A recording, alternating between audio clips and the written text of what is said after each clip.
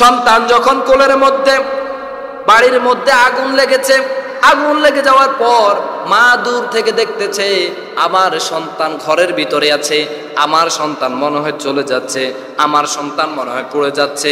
ওই মা ডাক দিয়ে বলে, আমার যত বিপদে হোক না কেন আমি আমার সন্তানকে বাঁচাবো। তখন মা ওই ভিতরে ঢুকে যায়। ভিতরে যাওয়ার পরে মা দেখতেছে তার সন্তানের হাত পা গুলো পুড়ে গেছে, সাথে সাথে ওই আগুনের মধ্যে ঝাঁপ দিয়ে সন্তানকে বাঁচিয়ে আনলো। সন্তানের চক্ষু দুইটা দুনিয়াতে আর দেখাইতে পারে নাই, সন্তানের দুটো চক্ষু চলে গেছে। এরপরে মায়ের যখন পুরো শরীর পুড়ে গেছে, মায়ের চুলও চলে গেছে, মুখগুলো পুড়ে গেছে, এটা দেখার পরে যখন কিছুদিন 1991 সালে যখন মা নিজের চোখ দুটো খুলে দিয়ে সন্তানকে দিয়েছে, আর তার এই পোড়া দাগ এই সন্তানের জন্য হয়েছে, তখন সন্তানটা এইটা পাইলো, আমার মা আমার জন্য দুনিয়ার মধ্যে এত কিছু করেছে, এত ত্যাগ করেছে, আমি মাকে বোঝা মনে করে ফেলাই দিয়েছি, এই জন্য আজকে আমার এত বিপদ আর কিছু জানা নাই। মায়ের দোয়া লও হে মুমিন, মায়ের দোয়া লও, মায়ের দোয়া লও হে মুমিন, মায়ের দোয়া লও।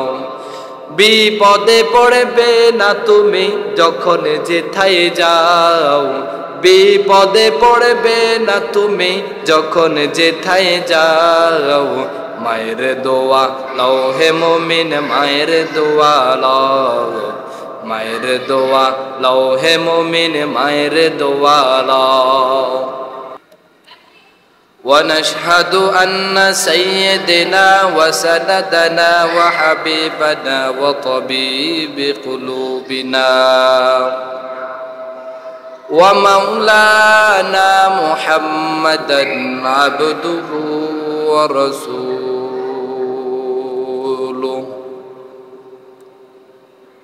أرسله بالحق بشيرا ونذيرا وداعيا إلى الله بإذنه وسراجا وقمرا منيرا. أما بعد فأعوذ بالله من الشيطان الرجيم. সবাই মোহাব্বতের সাথে পড়ি। বিসমিল্লাহির রহমানির রহিম। وقضى ربك ألا تعبدوا إلا إياه وبالوالدين إحسانا. قال رسول الله صلى الله عليه وسلم هما نارك وجنتك. صدق الله المولانا العظيم وصدق رسوله النبي الكريم. ونحن على ذلك لمن الشاهدين والشاكرين والحمد لله رب العالمين. سبحانك لا علم لنا إلا ما علمتنا إنك أنت العليم الحكيم. कौनैन का मुख्तार खुदा तुमको बनाया, कौनैन का मुख्तार खुदा तुमको बनाया. उम्मत की निगाहबान खुदा तुमको बनाया, उम्मत की निगाहबान खुदा तुमको बनाया. या रब मेरे आँखों में समा जाए मदीना, या रब मेरे आँखों में समा जाए मदीना. मुद्दत से मेरा दिल में तमन्नाए मदीना, मुद्दत से मेरा दिल में तमन्नाए मदीना।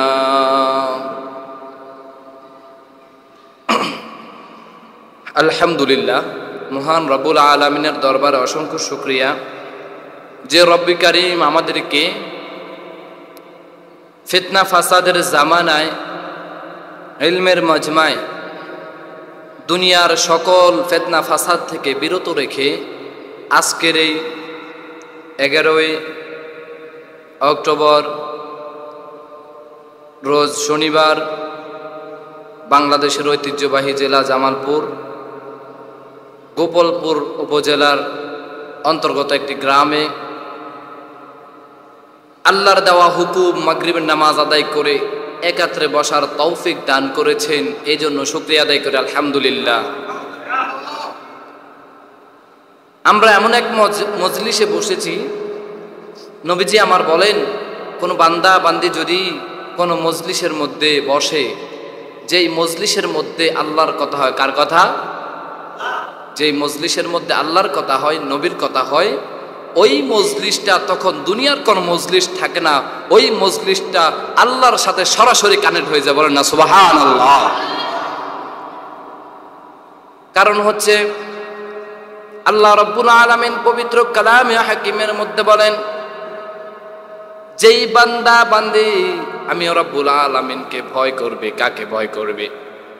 আল্লাহ তাআলাকে ভয় করে, আল্লাহ তাআলার যদি হুকুম মেনে আল্লাহ তাআলাকে ভয় করে, ওই বান্দা বান্দীদেরকে একজন মাফ করে দিবেন। চিল্লাইয়া বলেন তিনি কে? আল্লাহ রাব্বুল আলামিন ফেরেশতাদেরকে ডাক দেয়া বলেন, ও আমার ফেরেশতারা, দুনিয়ার মধ্যে আল্লাহ তাআলা যেই বান্দা বান্দীকে ভালোবাসে, কাকে? বান্দা বান্দীকে যখন আল্লাহ রাব্বুল আলামিন ভালোবাসেন, সাথে সাথে জিবরাইল আমিনকে ডাক দেয়া বলেন, ও জিবরাইল, এই দুনিয়ার মধ্যে এই গ্রাম এমন এক মহল্লা আছে, যেই মহল্লার মধ্যে বান্দা বান্দি ছুটাছুটি না করে কোরআনের কথা শুনে, হাদিসের কথা শুনে, আমি আমার এই বান্দাকে মোহাব্বত করি, তোমরা মোহাব্বত করো। দ্বিতীয়তে তখন জিবরাইল ডাক দিয়ে বলেন আসমানবাসীর কাছে, কার কাছে? আসমানবাসীর কাছে ডাক দিয়ে বলেন, ও আসমানবাসী, তোমরা শুনে নাও, শুনে নাও, জেনে নাও, আল্লাহ রাব্বুল আলামিন এমন এক বান্দাকে ভালোবাসে, যেই বান্দা এমন এক মজলিসের মধ্যে আছে, মজলিসে থাকাকালীন আল্লাহর ভয় তার অন্তরে এসেছিল, আল্লাহ তাআলা তাকে ভালোবাসে, তোমরাও ভালোবাসো। এর পরবর্তীতে আসমানবাসী জমিনবাসীর কাছে ডাক দেয়া বলেন, ও জমিনবাসীর জন্য রাখো, আল্লাহ রাব্বুল আলামিন এমন এক বান্দাকে ভালোবাসে, তোমরাও তাকে ভালোবাসো। তখন সাথে সাথে সারা দুনিয়ার মানুষ তাকে ভালোবাসে। বলেন না সুবহানাল্লাহ। মুমিন বান্দা যখন নামাজের মধ্যে, মুমিন বান্দা যখন কোরআন শুনতে আসে, আল্লাহ রাব্বুল আলামিন বলেন, ইন্নামাল মুমিনুনা আল্লাযীনা ইযা যুকিরাল্লাহু ওয়াজিলাত কুলুবুহুম ওয়া ইযা তুলিয়াত আলাইহিম আয়াতুহু যাদাতুহুম ঈমানা। আল্লাহ রাব্বুল আলামিন বলেন, মুমিনের সম্মুখে যখন কোরআনের কথা বলা হয়, হাদিসের কথা বলা হয়, কোরআনের কথা যখন তরজমা করা হয়, তখন তাদের অন্তরটা হয়ে যায় এমন ভাবে সুন্দর হয়ে যায়, যাদাতুহুম ঈমানা। আল্লাহ রাব্বুল আলামিন ওই বান্দা বান্দির অন্তরকে এমন বড় বুলন্দ করে দেয়, এমন বড় করে যায়, তাদের ঈমান আরো বড় হয়ে যায়। বলেন না সুবহানাল্লাহ। এজন্য আমরা যখন কোরআনের কথা শুনতে এসেছি, আমরা দুনিয়ার সকল মানুষ থেকে উত্তম, ঠিক না? পৃথিবীর মধ্যে 3 জন শিশু কথা বলেছে। কয়জন শিশু? 3 জন শিশু কথা বলেছে। আজকে আপনি আমি যখন দুনিয়ার মধ্যে চলাফেরা করি, দেখতে পাই একজন শিশু কথা বলতে কমপক্ষে 10 থেকে 13 মাস লাগে। লাগে কি লাগে না? একজন শিশু যখন মা বাবা এই দুইটা শব্দ শিখতে কমপক্ষে 13 থেকে 15 মাস লাগে। এর পরবর্তীতে কোনো সন্তান যদি হাঁটতে হয় 2 থেকে 3 বছর লেগে যায় ওই সন্তান ঠিক মতো হাঁটা চলা করার জন্য। এজন্য দুনিয়ার মধ্যে 3 জন ব্যক্তি, 3 জন শিশু যে দোলনা থেকে সরাসরি মানুষদের সাথে কথা বলেছেন। আল্লাহ রাব্বুল আলামিন হযরত মরিয়ম আলাইহিস সালাতু ওয়াস সালামকে পবিত্র রেখেছেন, পবিত্র হিসাবে দুনিয়ার মধ্যে রেখেছেন। এক নাম্বার হচ্ছে ওই ব্যক্তি যেই কিনা দুনিয়াতে আসার পর পরে কথা বলেছেন, তিনি হচ্ছে হযরত ঈসা আলাইহিস সালাতু ওয়াস সালাম। তিনি কে? হযরত ঈসা আলাইহিস সালাতু ওয়াস সালামের আম্মা জান যখন দুনিয়ার মধ্যে পবিত্র থাকাকালীন আল্লাহ রাব্বুল আলামিন তিনার মাধ্যমে এমন একটা ঘটনা ঘটাইবেন, এমন একটা অলৌকিক ঘটনা ঘটাইবেন, এটা দুনিয়ার কেউ জানতো না। তিনার গর্ভে যখন সন্তান এসেছে, সন্তান যখন দুনিয়ার মধ্যে আসে, দুনিয়ার মধ্যে আসার পরে তিনি যখন সবাইকে বলতেছে, আর সবাই ডাক দিয়া বলে, এই মরিয়ম মনে হয় অন্য পুরুষের সাথে খারাপ কাজ করেছে, এই মহিলা খারাপ কাজ করার কারণে সন্তান হয়েছে। সাথে সাথে আপনার আমার সন্তান যদি যখন পিতার সামনে মা বাবাকে কোনো কথা বলে, কোনো বকাঝকা করে, অথবা মা বাবাকে গালিগালাজ করে, তখন সন্তান সহ্য করতে পারে না। এটা এরকম আসেনি? আছে। তখন যখন হযরত মরিয়ম আলাইহিস সালাতু ওয়াস সালামকে তারা খারাপ করার জন্য, মরিয়ম আলাইহিস সালাতু ওয়াস সালামকে তারা তার খারাপ কাজ করেছে, এই জন্য তিনাকে ডাক দেয়া বলে, তুমি খারাপ কাজ করেছো। তখন তিনি বলে, ক্বালা ইন্নী আবদুল্লাহি আতানিয়াল কিতাবা ওয়া জাআলানি নাবিয়্যা। হযরত ঈসা আলাইহিস সালাতু ওয়াস সালাম ডাক দিয়ে বলেন, আমি এমন এক মানুষ যাকে আল্লাহ তাআলা নবী হিসেবে পাঠিয়েছেন। বলেন না সুবহানাল্লাহ। এখন আর তিনার মাকে কেউ কিছু বলতে পারে না। সাথে সাথে ডাক দিয়া বলেন, এখন আমি নবী আল্লাহর কিতাবকে এবং নামাজ কায়েম করার কথা বলবো। হাদিস যখন আমি এই দুনিয়ার মধ্যে থাকবো, দুনিয়া থাকাকালীন আমি দিনের দাওয়াত দেব। কিসের দাওয়াত?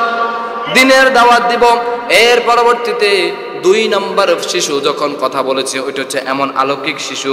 ওই শিশুটি হচ্ছে এক মহিলা সন্তানকে খাবার খাওয়াইতেছে। কি করতেছে? সন্তানকে খাবার দুধ পান করাইতেছে। যখন এক বীর পুরুষ, সুদর্শন পুরুষ যখন আসতেছে, ওই পুরুষ যখন এসেছিল তার কাছে, তার মা দোয়া করে, ও বারে তাআলা আমার সন্তানকে এই পুরুষের মতো বানিয়ে দাও। কি করো? আমার সন্তানকে এই পুরুষের মতো বানিয়ে দাও। তখন সাথে সাথে ওই ছেলে তার স্তন ছেড়ে দিয়ে বলতেছে, ও আল্লাহ আমাকে তার মতো করো না। আবার দুধ পান করা শুরু করলো। 2 নাম্বার, এরপরে যখন একটা মহিলা, ব্যভিচারিণী মহিলা, তাকে মানুষ পিটাইতেছে। পিটানোর পরে যখন এই ব্যক্তির সামনে আনলো, মহিলাটা ছেলেটাকে দুধ পান করাইতেছে। সাথে সাথে ডাক দেয়া বলে, ও বারে তাআলা আমার সন্তানকে মহিলার মতো করবে না।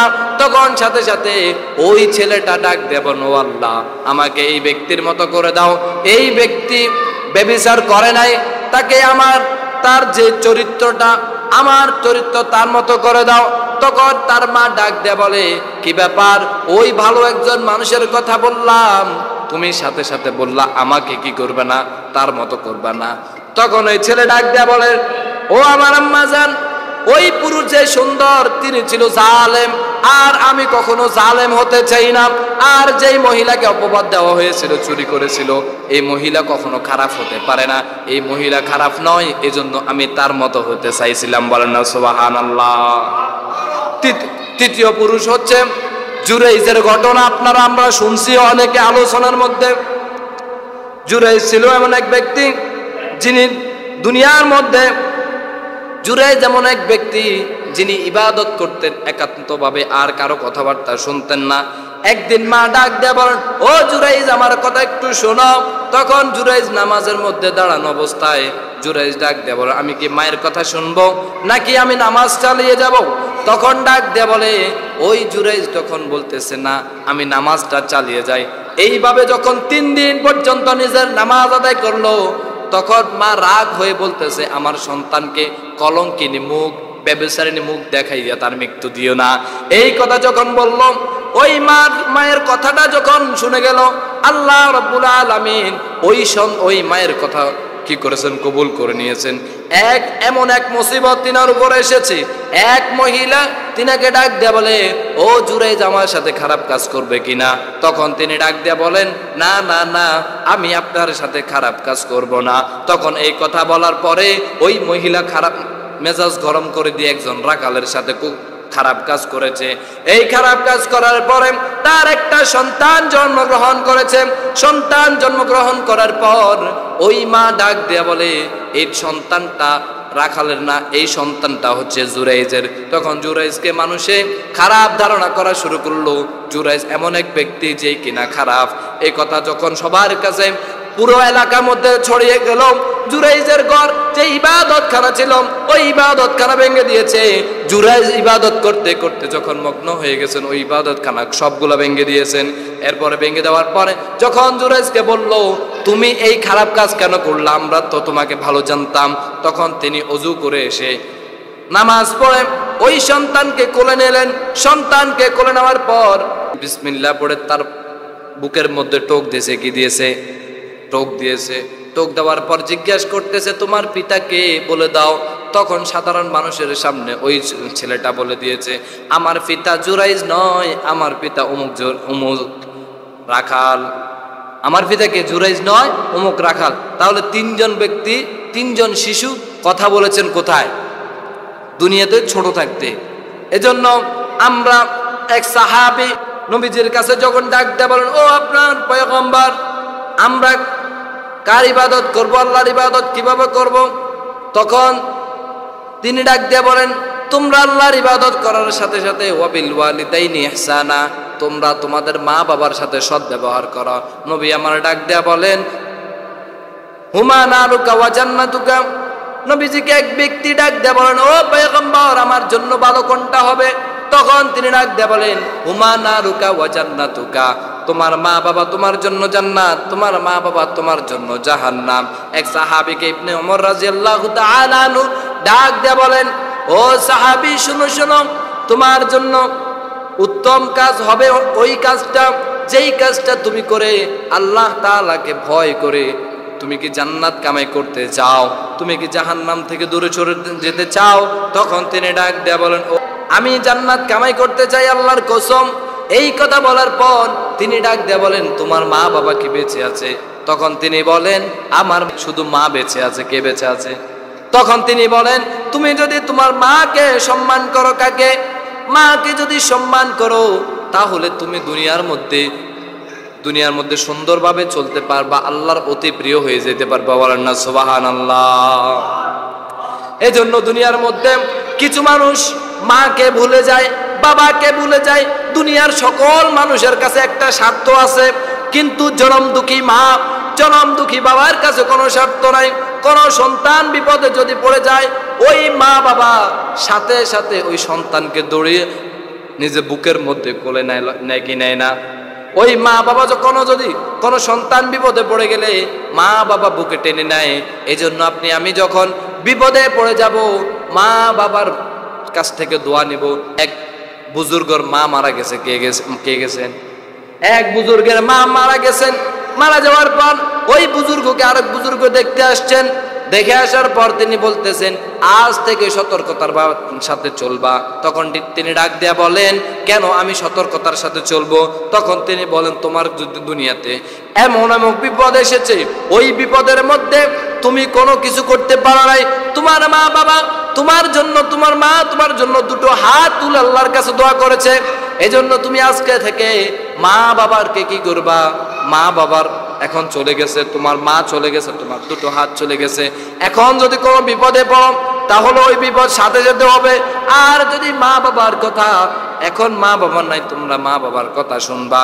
তাহলে ভাইদেরকে বলতে চাই, যাদের মা বাবা দুনিয়ার মধ্যে আছে, ওই মা বাবাদের কথা শুনবার, মা বাবা খেদমত করার জন্য বলেছেন একজন, তিনি কে? এজন্য আমার বাবাদেরকে বলবো, এক ব্যক্তি একটা সত্য কাহিনী শোনেন। এক ব্যক্তি ডাক দিয়ে বলেন, তার টাকা পয়সার কোনো অভাব নাই, ধন দৌলতের কোনো অভাব নাই। আমেরিকার এক ব্যক্তি বড় এক ব্যবসায়ী, সে টাকা পয়সার কোনো অভাব নাই। তার মায়ের কারণে তার সোসাইটির মধ্যে তার মুখ দেখাইতে পারতো না। ওই ব্যক্তি যখন কোনো সোসাইটিতে যাইতো, তখন তার মার মুখটা ছিল অন্ধকার, অর্থাৎ তার মায়ের মুখটা ছিল পোড়া এবং মাথার মধ্যে চুল ছিল না। চুল না থাকার কারণে ওই ব্যক্তি মায়ের পরিচয় কোথাও দিতে পারতো না। তখন সেই রাগান্বিত হয়ে একদিন মা কিন্তু অন্ধ ছিল, অন্ধ মাকে ঘর থেকে বাইর করে দেয়। ঘর থেকে বাইর করে দেওয়ার পরে ওই মা যখন কান্নাকাটি করতে করতে ঘর থেকে বের হয়ে যায়, ছেলে তো খুশি হয়ে গেছে। ওই মা যখন ঘর থেকে বের হয়ে যায়, সন্তান খুশিতে আত্মহারা হয়ে যায়। কারণ হচ্ছে মা এমন এক মা, যেই মা নিজের কারণে নিজের বিপদ নিজে ডেকে এনেছে, সন্তানকে বিপদ মুক্ত করতে চেয়েছেন। ওই সন্তান এখনো পর্যন্ত বোঝে নাই মা কি জিনিস।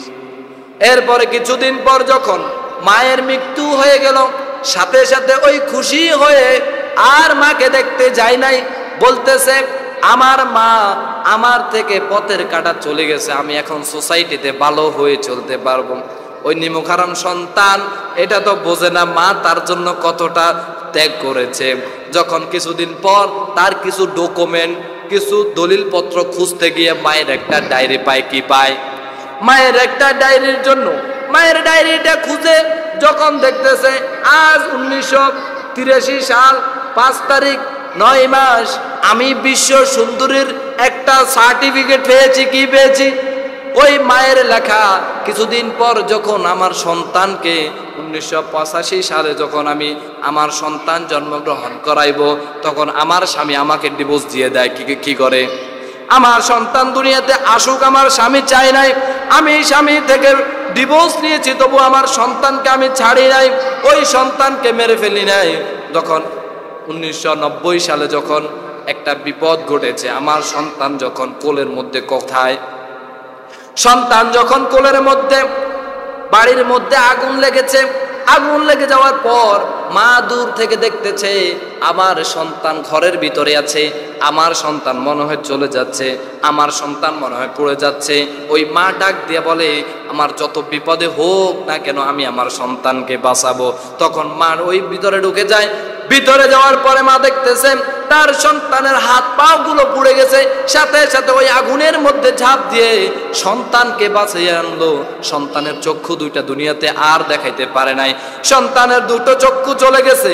এরপরে মায়ের যখন পুরো শরীর পুড়ে গেছে, মায়ের চুলও চলে গেছে, মুখগুলো পুড়ে গেছে, এটা দেখার পরে যখন কিছুদিন 1991 সালে যখন মা নিজের চোখ দুটো খুলে দিয়ে সন্তানকে দিয়েছে, আর তার এই পোড়া দাগ এই সন্তানের জন্য হয়েছে, তখন সন্তানটা এইটা পাইল আমার মা আমার জন্য দুনিয়ার মধ্যে এত কিছু করেছে, এত ত্যাগ করেছে, আমি মাকে বোঝা মনে করে ফেলাই দিয়েছি।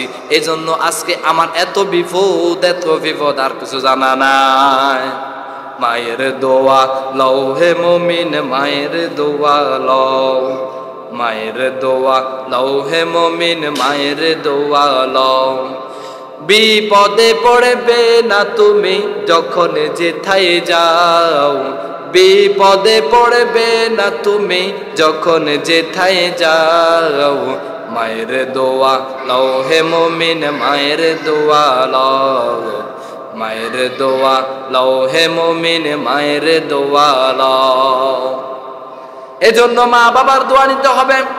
কোন সন্তান যদি বিপদ মুসিবতের মধ্যে পড়ে যায়, ওই সময় যদি মা তার জন্য দোয়া করে, সাথে সাথে রব্বুল আলামিন তার ভাগ্যকে পরিবর্তন করে দেয়। তার ভাগ্যকে কি করে দেয়? পরিবর্তন করে দেয়। এজন্য সাহাবীদেরকে নবী আমার ডাক দেয়া বলেন, তোমরা যদি জান্নাত কামাই করতে চাও, তোমরা যদি জান্নাত দুনিয়ার মধ্যে জান্নাত পেতে চাও, নবী আমার ডাক দেয়া বলেন তোমরা জিহাদ থেকে উত্তম তোমার মা বাবার খেদমত করো। এক ব্যক্তি নবীজিকে ডাক দেয়া বলেন, আমি বড় বেশি ইবাদত করতে চাই, আমি আপনার সাথে জিহাদ করতে চাই। ও পয়গম্বর, আপনি আমাকে জিহাদ করার জন্য, বেশি বেশি ইবাদত করার জন্য আপনি আমাকে বলে দেন। তখন আপনার আমার নবী ডাক দেয়া বলেন, তোমার কি মা বাবা জীবিত আছে কিনা? তখন তিনি ডাক দেয়া বলেন, হ্যাঁ আমার মা বাবা জীবিত আছে। তখন তিনি বলতেছেন, ও সাহাবী শোনো শোনো, তোমার যদি মা দুনিয়ার মধ্যে জীবিত থাকে তাহলে মা বাবার খেদমত করো, এটা হবে তোমার জন্য বড় সওয়াব। এক সময় বলা হয়েছে এক সাহাবী নবীজিকে ডাক দিয়ে বলেন, ও পয়গম্বর, ইবাদত করব, খেদমত করব কার? ইবাদতের পর খেদমত করব কার? নবী আমার ডাক দিয়ে বলেন, সর্বপ্রথম খেদমত করবা তোমার মায়ের। 2 নাম্বার যখন বলতেছেন খেদমত করব কার, তখন তিনি বলতেছেন তোমার মায়ের। 3 নাম্বার যখন নবীজিকে ডাক দেয়া বলেন, সাহাবায়ে কেরাম যখন নবীজিকে বলেন ও পয়গম্বর খেদমত করব কার, 3 নাম্বারও বললেন মায়ের। 4 নাম্বারে যখন বললেন খেদমত করব কার, তখন তিনি ডাক দেয়া বলেন তোমার বাবা। কারণ হচ্ছে মা দুনিয়ার মধ্যে এত কষ্ট করেছেন সন্তানের জন্য, দুনিয়ার মধ্যে এত ত্যাগ করেছেন মা। বলা হয়েছে একজন মা যতটা কষ্ট করে কোন মানুষ কষ্ট সহ্য করতে পারে 45 সেন্টিমিটার পর্যন্ত, কিন্তু একজন মা 57 থেকে 60 সেন্টিমিটার পর্যন্ত ছেলের জন্য কষ্ট করে। এই কষ্ট ছেলে সন্তানকে যখন মা দুনিয়ার মধ্যে দেখে, সাথে সাথে তার দুঃখ সব কিছু ভুলে যায়।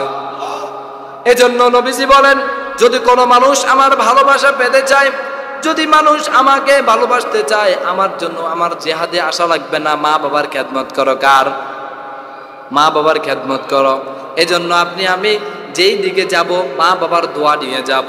যখন বান্দা বান্দি যদি মা বাবার দোয়া নিয়ে যখন আগায়, তখন তার কোনো সামনের দিকে বিপদ আসবে না।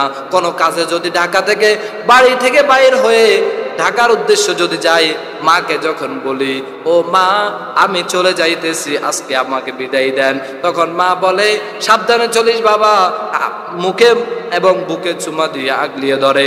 ওই মা ডাক দেয়া বলে বাবা সাবধানে চলিস, আমার কিন্তু চিন্তা হয়। এই কথা কে বলে? আজকে মাহফিল শেষ করে যখন বাড়িতে যাবেন, যখন 9টা 10টা বেজে যাবে, আপনার স্ত্রী ঘুমাইয়ে যাবে, আপনার সন্তান ঘুমাইয়ে যাইবে, আপনার পরিবারের সবাই ঘুমাইয়ে যাবে, কিন্তু একজন যদি জীবিত থাকে তিনি ঘুমাবেন না। চিল্লাইয়ে বলেন তিনি কে? রাত্রে 10টা 11টা 12টার দিকে যখন আপনি মাকে মা বলে ডাক দিয়ে দিবেন, ও মা আমি আপনার সন্তান আব্দুর রহিম বলতেছি, আমি আজকে ওয়াজ শেষ করে আলোচনা শুনে হুজুররা যে কথাগুলো বলেছে ওই কথাগুলো শুনে আমি এখন চলে আসছি আপনার দরবারে। সাথে সাথে মা ডাক দিয়ে বলে ও আমার সন্তান, তুমি তো দুনিয়ার মধ্যে যে আলোচনা শুনতে গেছো, আলোচনা শুনে আসছো, কিন্তু আমি মা এখনো পর্যন্ত ঘুমাই নাই। মা এখনো পর্যন্ত ঘুমায় নাই। তো তাহলে আমরা মায়ের দোয়া দেব। কার দোয়া? মা বাবার দোয়া নিয়ে। এখন যাদের মা বাবা দুনিয়াতে বেঁচে নাই তারা কি করবে? মা বাবার কবরের কাছে গিয়ে দোয়া করবে।